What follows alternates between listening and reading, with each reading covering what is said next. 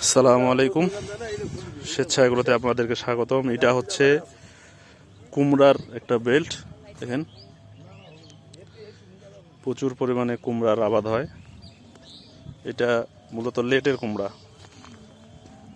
এই যে দেখেন, এটা জিগজাগ পদ্ধতিতে লাগানো হয়েছে। অনেকেই আপনারা যারা কুমড়া চাষ করেন সঠিক পদ্ধতিটা একটু দেখে নেন। অনেকেই জানেন, আবার অনেকেই জানেন না। এই যে দেখেন জিগজাগ, এই যে এইখান থেকে আপনার এইখানে, আবার এইখান থেকে এইখানে, এই যে দেখেন এই মিডিলটা কিন্তু গ্যাপ আছে।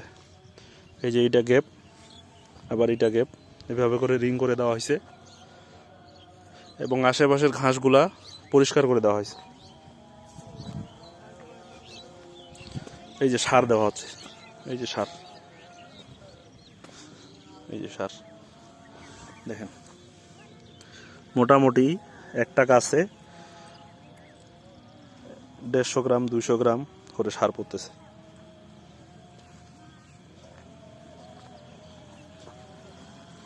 দেখি একটু এখানে কি কি সার দিছেন দেখেন তো।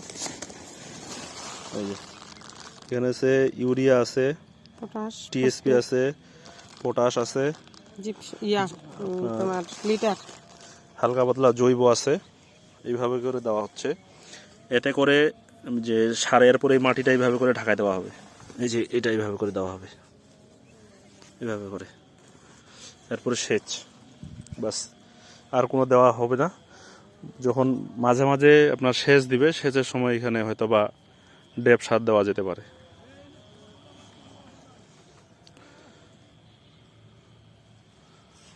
এই যে দেখেন, মূলত যদি পুরা জমিটায় দেওয়া যায় তাহলে এই সাইডের এই জমিগুলাতে আপনার সারটা পড়বে এবং ঘাস হবে বেশি।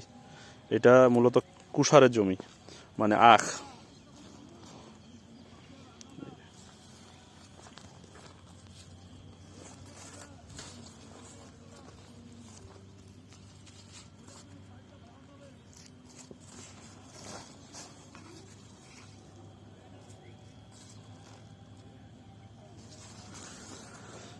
এই যে ওনারা পরিষ্কার করতেছে এইভাবে করে। আগে ঘাস এবং ঘাসটাও পরিষ্কার হচ্ছে এবং এখানে রিং করা হয়ে যাচ্ছে।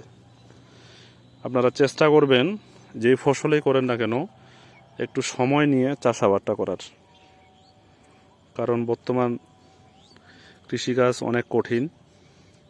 যদি বুঝে শুনে করেন তাহলে অনেকটা মানে স্বাবলম্বী হওয়ার এখানে একটা মাধ্যম হতে পারে। আপনাদেরকে অসংখ্য ধন্যবাদ।